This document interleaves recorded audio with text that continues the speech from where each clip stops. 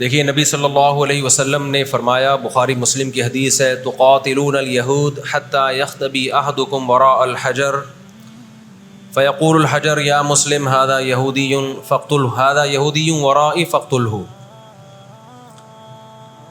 نبی صلی اللہ علیہ وسلم نے فرمایا تمہاری یہود سے لڑائی ہوگی، جہاد ہوگا، یہاں تک کہ کوئی یہودی اگر پتھر کے پیچھے چھپے گا تو پتھر کہے گا کہ اے مسلمان یہ یہودی ہے، اس کو قتل کر دے، یہ میرے پیچھے چھپا ہوا ہے۔ ہر درخت بھی گواہی دے گا، ہر پتھر بھی گواہی دے گا، الا الغرقد، سوائے غرقد درخت کے۔ یہودیوں کا کوئی مقدس درخت ہے جو اسرائیل میں بہت زیادہ لگاتے بھی ہیں یہ لوگ۔ نبی صلی اللہ علیہ وسلم نے جب یہ بات ارشاد فرمائی تو اس وقت مسلمانوں کی یہودیوں سے ایسی کسی لڑائی کا تصور بھی نہیں تھا، ایک پیش گوئی تھی جو کسی کے خواب و خیال میں بھی نہیں تھا کہ صدیوں بعد جا کے ایسا ہو سکتا ہے۔ اس سے بھی پتہ چلتا ہے کہ ہمارے نبی صلی اللہ علیہ وسلم کی جو پیش گوئیاں ہیں اگر وہ پوری نہیں ہوئیں تو آپ ٹائم کا انتظار کریں، ایک وقت پوری ہو جائیں گی۔ 1300 سال تک مسلمانوں کو اس حدیث کا مطلب سمجھ میں نہیں آیا، عملی دنیا میں ایمان تو تھا سب کا کہ اللہ کے نبی نے جو فرمایا برحق ہے، کیونکہ یہودیوں سے میں نے بتایا نا لڑائی ہوئی نہیں ہے۔ جب مدینہ سے اور جزیرہ عرب سے ان کو نکالا گیا، یہ دنیا کے مختلف ملکوں میں جا کے آباد ہو گئے ہیں۔ اس کے بعد یہ ہمیشہ یا تو عیسائیوں کے زیر سایہ رہے ہیں یا مسلمانوں کے زیر سایہ رہے۔ ان کی لڑائی اگر ہوئی عیسائیوں سے ہوئی ہے، مسلمانوں سے ان کا کبھی ٹاکرا نہیں ہوا۔ لیکن پیغمبر صلی اللہ علیہ وسلم نے کیا فرمایا صحابہ سے؟ تقاتلون، تم لڑو گے، تم سے مراد یہ امت لڑے گی، ایک وقت آنے والا ہے اور ایسی لڑائی ہوگی، ایسی لڑائی ہوگی کہ حتی یختبی احدکم وراء الحجر، کہ پتھر اور درخت بھی یہودی کا ساتھ دینا چھوڑ دیں گے۔ آج دنیا جن حالات کی طرف جا رہی ہے نا، یہ ایسا لگتا ہے کہ اس حدیث کے پورا ہونے کا ٹائم آ گیا ہے۔ ہم جب قرآن مجید پڑھتے تھے، اب بھی پڑھتے ہیں، لیکن جب طالب علمی کے دور میں جب سمجھ کے پڑھنا سیکھا ہم نے،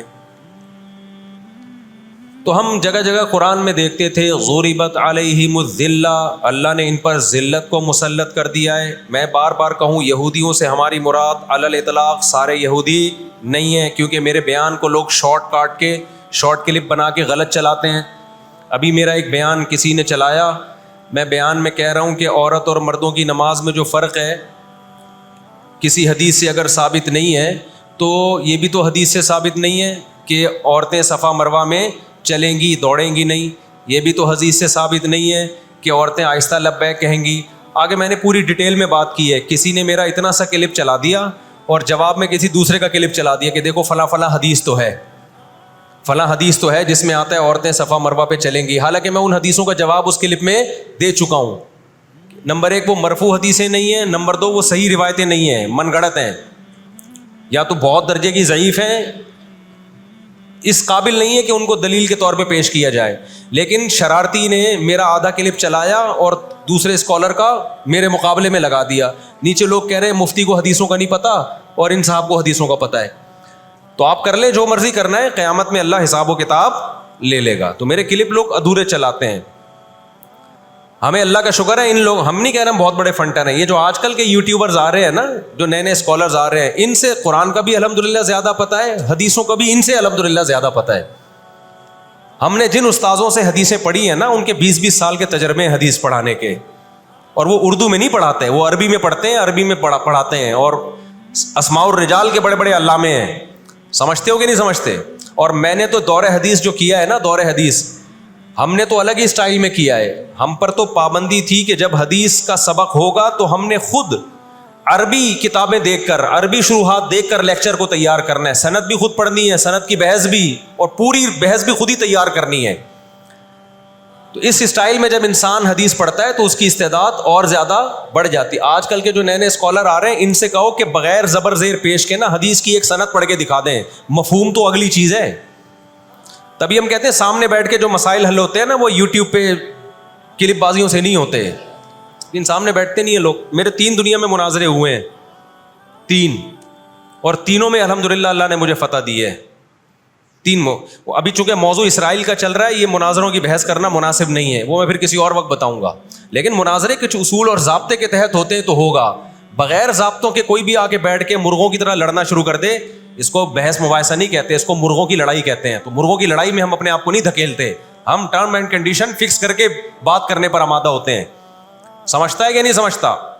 تو 3 ہوئے میرے, پھر کبھی بتاؤں گا انشاءاللہ. ابھی تو یہ اسرائیل کا ٹاپک زیادہ اہم ہے ان جھگڑوں سے جو آج کل کے اسکالرس کے چل رہے ہیں.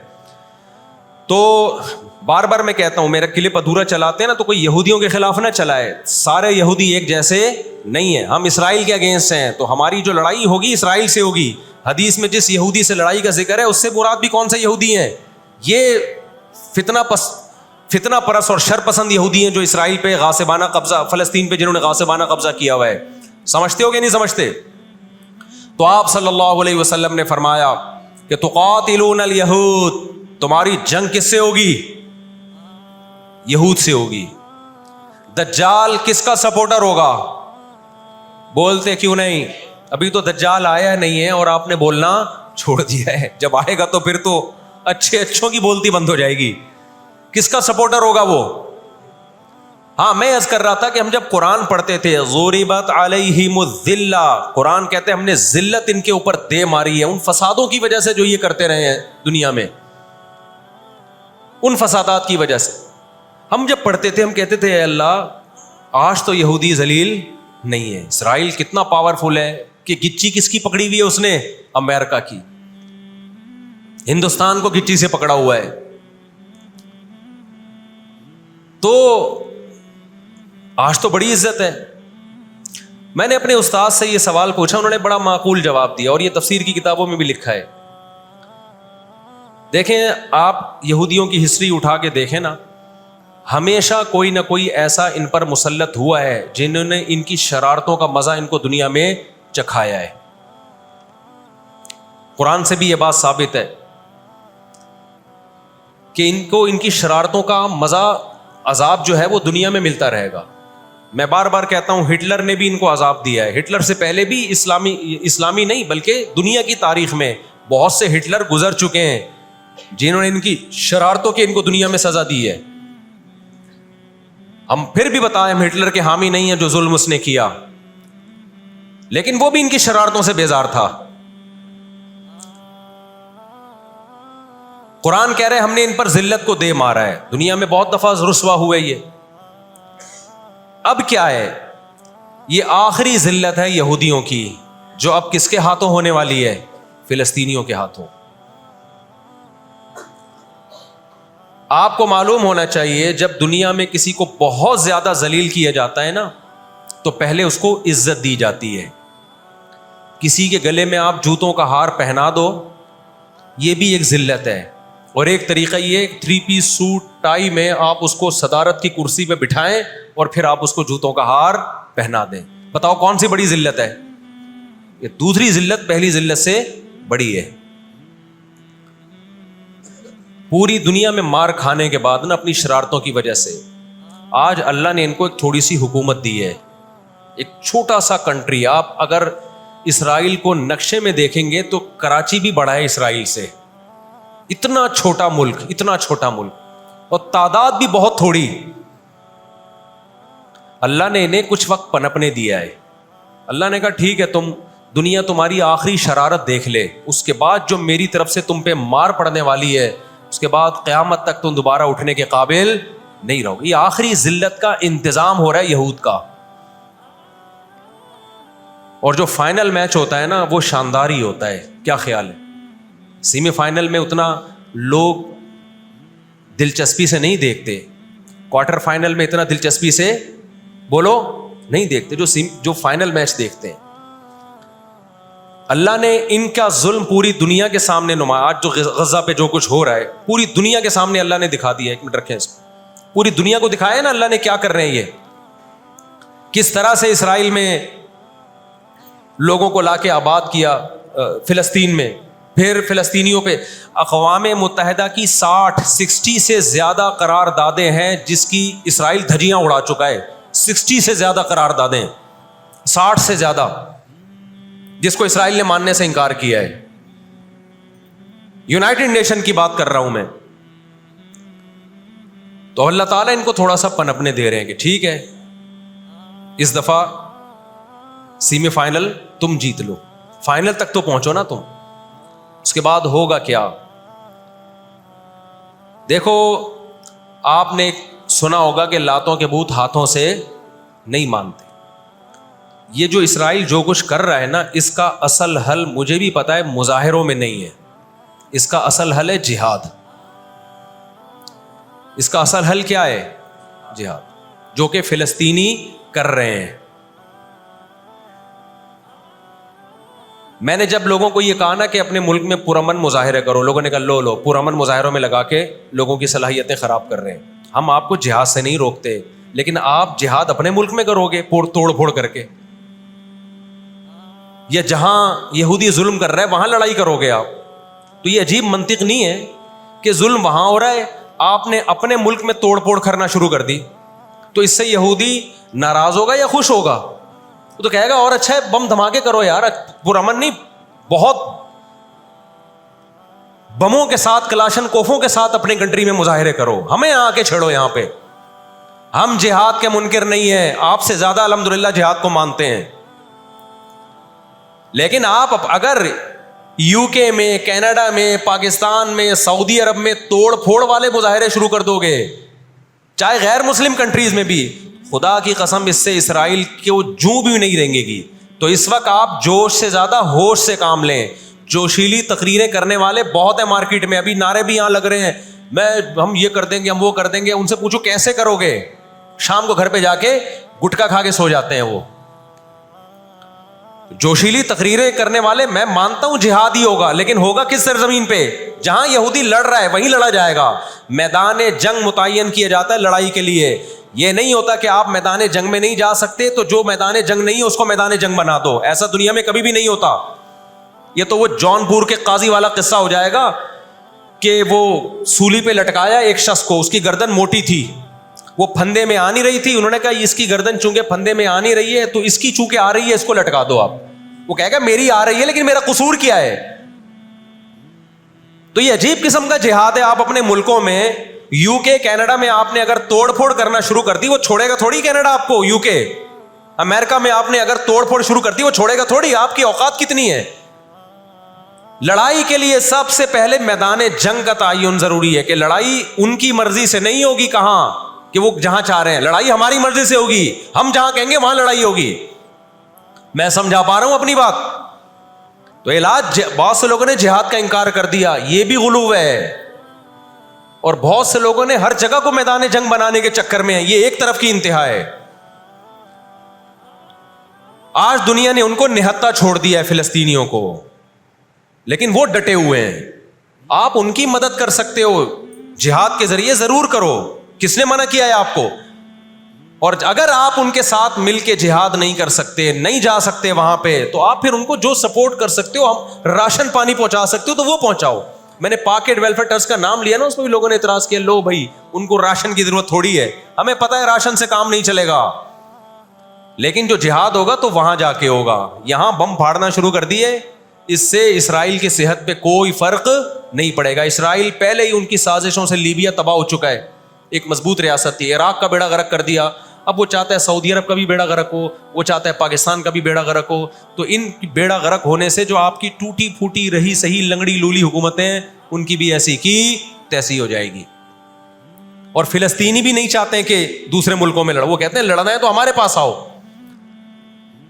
تو یہ اب جو دنیا جا رہی ہے نا جس طرف, ہو یہ رہا ہے. میں نے آپ کو قرآن کی آیت پیش کی تھی نا, وَكَذَلِكَ نُوَلِّي بَعْضَ الظَّالِمِينَ بَعْضًا. اللہ کہتے ہیں ہم بعض ظالموں کو بعضوں سے پٹواتے ہیں. تو پہلی جو ابھی تک تو ہم نے نا امیدی کی باتیں کی ہیں. مسلمان ممالک شکست کھا کے بیٹھ چکے ہیں, 3 بڑی جنگوں میں شکست ہو چکی ہے. اس کے بعد اب کسی مسلم کنٹری میں اسرائیل پر چڑھائی کی طاقت نہیں ہے. ان کو پتا ہے پیچھے امریکہ بیٹھا ہوا ہے, پورا یورپ. رشیا نے یوکرائن جیسے اتنے سے کنٹری پہ حملہ کیا. آپ نقشے میں دیکھیں, یوکرائن اتنا سا ہے, رشیا کیا ہے, یوں اگر وہ پاؤں بھی رکھ دینا تو کچل دے. لیکن جیت گیا کیا وہ جنگ؟ بولتے کیوں نہیں؟ کیوں؟ یوکرائن اتنا سا ہے مگر اس کے پیچھے کون ہے؟ پورا یورپ ہے. پورا یورپ اس کے پیچھے. یہ جنگ طول پکڑتی جا رہی ہے. رشیا اب تک یوکرائن کو کنٹرول میں نہیں لے سکتے. اور مجھے تو ایسا لگتا ہے, میں کوئی یقینی رپورٹ نہیں ہے, شاید اس جنگ کے پیچھے بھی اسرائیل کی سازش ہو. ان کو پتا تھا کہ ایک ہمارا دشمن ہے سوویت یونین, روس. جب 1956 میں جنگ ہوئی ہے نا, برطانیہ, فرانس اور اسرائیل نے مل کے حملہ کیا تھا مصر پہ, تو دھمکی کس نے دی تھی؟ روس کی دھمکی سے پیچھے ہٹے. روس نے کہا تھا نیوکلیئر اٹیک کروں گا میں, تو پیچھے ہٹ گئے. روس مسلمانوں کی خیر خواہی میں نہیں کر رہا تھا. روس کو یہ تھا کہ جب دنیا کا باپ میں بننا چاہتا ہوں تو تم دنیا کے باپ بننے کی کوشش کیوں کر رہے ہو؟ اگر یہ باپ بن گئے تو اس کو پتا تھا ہماری چودراہٹ ختم ہو جائے گی. تو اللہ ایک ظالم کو دوسرے ظالم سے پٹواتے ہیں. تو آج بھی رشیا, چائنا, وہ اسرائیل کے حق میں نہیں ہے. عین ممکن ہے اللہ مظلوموں کی آواز سے ایسے حالات پیدا کر دے کہ اس جنگ میں براہ راست کون کود پڑے؟ سوویت یونین کود پڑے. اور اگر سوویت یونین اس جنگ میں کود پڑا, جس کے پورے چانس لگ رہے ہیں, تو پھر یہ تیسری جنگ عظیم کی طرف معاملہ جائے گا. اور اس کے ذمہ دار مسلمان یا فلسطین نہیں ہوں گے, اس کے ذمہ دار ناجائز اسرائیل ہے, جس نے ناجائز قبضہ فلسطین پہ کیا ہے. اور پھر دنیا میں جو تباہی ہوگی نا, تباہی ہوگی, وہ میرے اور آپ کے تصور سے بھی زیادہ ہے. کیونکہ اب تلواروں سے یا صرف ہوائی جہازوں سے جنگ نہیں ہوتی, اب سب کے پاس نیوکلیئر ہتھیار ہیں, اب ایٹم بم چلیں گے. آج اگر دنیا انسانیت پہ رحم کھانا چاہتی ہے, آج اگر امریکہ, برطانیہ, جرمنی, فرانس, جو دنیا کے لیڈر کہلائے جاتے ہیں, آج اگر یہ چاہتے ہیں کہ انسانیت کو تباہی سے بچائیں, تو ان کو فلسطینیوں کا ہاتھ نہیں روکنا. ان کو کس کا ہاتھ روکنا ہے؟ جو اصل ظالم ہے نا یہودی, اس کا ہاتھ روکنا ہے. فلسطینیوں کے پاس اپنے دفاع کا پورا اخلاقی حق بھی ہے, مذہبی حق بھی ہے, قانونی حق بھی ہے. تو آج اگر یہ اسرائیل کا ہاتھ زبردستی روک لیتے ہیں تو دنیا بڑی تباہی سے بچ جائے گی. اور اگر یہ دنیا اسرائیل کا ہاتھ نہیں روکتی اور اس جنگ کو بند کرنے کی کوشش نہیں کرتی, تو بھائی جو تیسری جنگ کی طرف معاملات جا رہے ہیں, اس کے ذمہ دار یہ لوگ ہوں گے جو دنیا میں تہذیب کے ٹھیکیدار ہیں. یہاں تک بات سمجھ میں آ گئی کہ نہیں آ گئی؟ دوسری بات, ہمیں قرآن و سنت میں اس بارے میں کیا ہدایات ملتی ہیں؟ اللہ کہتا ہے میں نے یہود پہ ذلت کو مسلط کر دیا ہے. اس آیت میں اور اس حدیث میں جو میں نے تقاتلون الیہود والی حدیث پڑھی, اس میں مسلمانوں کے لیے خوشخبری ہے کہ اللہ تعالیٰ نے جیسے بنی اسرائیل انتہائی کمزور تھے, فرعون کا ظلم اور بربریت کا شکار تھے, اللہ سورہ قصص میں کہتے ہیں وَنُرِيدُ أَن نَّمُنَّ عَلَى الَّذِينَ اسْتُضْعِفُوا فِي الْأَرْضِ, ہم نے ارادہ کیا کہ زمین میں کمزور ترین لوگوں کو اٹھا کے زمین کا امام بنا دیں گے, طاقتور پہ غالب کر دیں گے. بہت دفعہ ایسا ہوا ہے, کم من فئۃ قلیلۃ غلبت فئۃ کثیرۃ باذن اللہ. اللہ کہتے ہیں دنیا کے نقشوں میں جو غالب ہوتا ہے, جس کی فتح اسباب کی دنیا میں یقینی ہوتی ہے, میں بہت تھوڑی سی جماعت کو طاقتور بنا کے دنیا کا امام بنا دیتا ہوں. ہمیں اللہ کی رحمت سے اور قرآن اور حدیث کی جو بشارتیں مل رہی ہیں اس سے پوری امید ہے کہ انشاءاللہ یہ جو ابھی حالات ہوئے ہیں یہ فلسطین کی شکست پہ منتج نہیں ہوں گے. انشاءاللہ یہ اسرائیل کی شکست پہ اور یہودیوں کی ہمیشہ کے لیے شکست پہ یہ اس کا نتیجہ نکلے گا انشاءاللہ. اور نبی صلی اللہ علیہ وسلم کی وہ حدیث پوری ہوگی کہ تمہاری جو بڑی جنگ ہوگی, نبی نے کیا فرمایا, اس امت کی ایک جماعت ہمیشہ جہاد کرتی رہے گی. لا یزال طائفۃ من امتی ظاہرین علی الحق, ہر دور میں لڑائی ہوئی ہے, جہاد ہوا ہے. آپ اس ہسٹری اٹھا کے دیکھ, کہیں نہ کہیں جہاد ہمیشہ ہوتا رہا ہے. تو آج بھی ایسا ہوگا. اور بالآخر یہ معاملات اگر بین الاقوامی دنیا نے کنٹرول نہیں کیے تو نبی صلی اللہ علیہ وسلم کی پیش گوئیاں انشاءاللہ بہت جلد پوری ہونے والی ہیں. اور یہ جو ان کو عزت ملی ہے نا, یہ اصل میں بہت بڑی ذلت کی تمہید ہے. جب کسی کی بہت بڑی بےزتی کرنی ہوتی ہے تو اس کو پہلے بہت زیادہ عزت دینی پڑتی ہے. میں اکثر ایک واقعہ سناتا ہوں. ایک آدمی گیا کسی محلے میں, آ کے کہنے لگا اللہ کا شکر ہے اس علاقے میں میری عزت نہیں ہے. لوگوں نے اس میں شکر ادا کرنے کی کیا بات ہے؟ اس نے کہا اگر عزت ہوتی تو آج میری بہت زیادہ بےزتی ہو جانی تھی. آج میں نے ایسا کام کیا کہ میری بہت زیادہ بےزتی ہو جاتی. تو یہ ایک بہت بڑی ذلت کا پیش خیمہ ہے. ہماری ذمہ داری ہے کہ ہم ان کے لیے دعا بھی کریں, اپنے ملک میں ہم پرامن احتجاج بھی کریں. غیر مسلم ریاستوں میں بھی احتجاج کی اجازت ہے, یہاں ہم نے پرامن ہی کرنا ہے. یہاں توڑ پھوڑ سے کوئی فائدہ ہونے والا نہیں ہے. تو جوش میں ہوش نہ چھوڑ دیں آپ. یو کے میں پابندی لگائی کہ آپ فلسطینیوں کا جھنڈا نہیں لہرا سکتے. لوگوں نے لہرانا شروع کر دیا, اس کا نتیجہ کیا نکلا؟ فلسطین آزاد ہو گیا اس سے. جنہوں نے لہرایا ان کو گورنمنٹ اٹھا کے لے گئی. تو تھوڑے بہت لوگ جو کچھ غیرت جن میں تھی وہ بھی اپنے آپ کو ہاتھ پاؤں کٹوا رہے ہیں اگر, تو فلسطینیوں کے لیے پھر احتجاج کرنے والا, آواز اٹھانے والا دنیا میں کون ہوگا؟ تو جو میدان جنگ ہے وہی میدان جنگ ہے, اور جو میدان جنگ نہیں ہے اس کو میدان جنگ بنانے کی کوشش نہ کرو. یہودی چاہتا ہے پوری دنیا میدان جنگ بن جائے, اسرائیل میں امن ہو جائے تاکہ میں بادشاہی کروں دنیا پہ. ہم چاہتے ہیں نہ, جو میدان جنگ آپ نے جس جگہ کو رکھا ہے ہم جنگ وہاں سے ہٹنے نہیں دیں گے, وہیں میدان جنگ ہوگا, وہی جگہ میدان جنگ بنے گی. اور آپ نے اپنی حکومتوں پہ دباؤ ڈالنا ہے, حکومتوں پہ پریشر. دیکھو اردن میں جب احتجاج ہوا ہے, اردن کا بادشاہ نے آ کے اسرائیل کے خلاف بیان دیا ہے. لوگ سمجھتے ہیں ان احتجاجوں سے کیا ہوگا, ان پرامن مظاہروں سے کیا ہوگا. ایسا نہیں ہے, ان پرامن مظاہروں سے حکومتوں پہ دباؤ پڑتا ہے. آپ جو کر سکتے ہیں وہ تو کریں نا, آپ جو کر سکتے ہیں وہ تو کریں.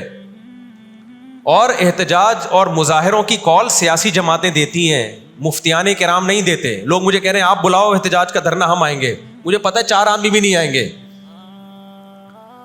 4 آدمی بھی نہیں آئیں گے ہمارے دھرنے پہ. یہ سیاسی جماعتوں کا کام, اور سیاسی جماعتیں بھی کر رہی ہیں, لیکن اور زیادہ کرنا چاہیے. حکومتوں کے کام ہوتے ہیں. سیاسی سطح پہ جو احتجاج جب گورنمنٹ لیول پہ ہوتا ہے وہ پاورفل احتجاج ہوتا ہے اور حکومتیں احتجاج جب کرتی ہیں جب ان کو پبلک کا ڈر ہوتا ہے. تو آپ سوشل میڈیا پہ, فیس بک پہ آپ احتجاج کے ذریعے دنیا کو دکھاؤ ہم فلسطینیوں کے ساتھ ہیں. اس سے فلسطینیوں کو بھی سکون ملے گا کہ دنیا نے ہمیں یتیم اور لاوارث نہیں چھوڑا. اب یہ غزہ کا واقعہ ہونے سے پہلے دنیا نے ان کو بالکل لاوارث چھوڑ دیا تھا. ساری دنیا اسرائیل سے, ہمارے ملک میں اسرائیل کو تسلیم کرنے اور اتحاد کی باتیں شروع ہو گئی تھی. اس جنگ کے بہت زیادہ نقصانات ہوئے ہیں, لیکن اس کا ایک فائدہ بھی یہ ہوا ہے کہ اسرائیل کا ایشو دوبارہ دنیا میں کھڑا ہو گیا ہے. اب اتنا آسان نہیں ہے اسرائیل کو تسلیم کرنا. تو ہم اللہ سے دعا کرتے ہیں کہ اے اللہ ہمارے ان مظلوم بھائیوں کی مدد فرما, اور جو بھی ظالم ہیں ان کو ہدایت دے, جو ہدایت کے قابل نہیں ہے اللہ ان کو تباہ و برباد کرے. علماء نے یہ بھی کہا ہے کہ فجر کی نماز میں جو غاصب یہودی ہیں, اسرائیلی ہیں, ان کے خلاف قنوت نازلہ کا بھی اہتمام کرنا چاہیے. تو اس کا بھی موقع ملے تو قنوت نازلہ پڑھنی چاہیے. قنوت نازلہ نبی صلی اللہ علیہ وسلم کی سنت ہے کہ جب کفر کا ظلم بڑھتا تھا تو آپ صلی اللہ علیہ وسلم فجر میں بد دعا کیا کرتے تھے فجر کی نماز میں ان کے لیے. تو اسلام جہاں دعائیں سکھاتا ہے ظالموں کے خلاف بد دعائیں بھی سکھاتا ہے. اللہ تعالیٰ سمجھنے کی عمل کی توفیق عطا فرمائے.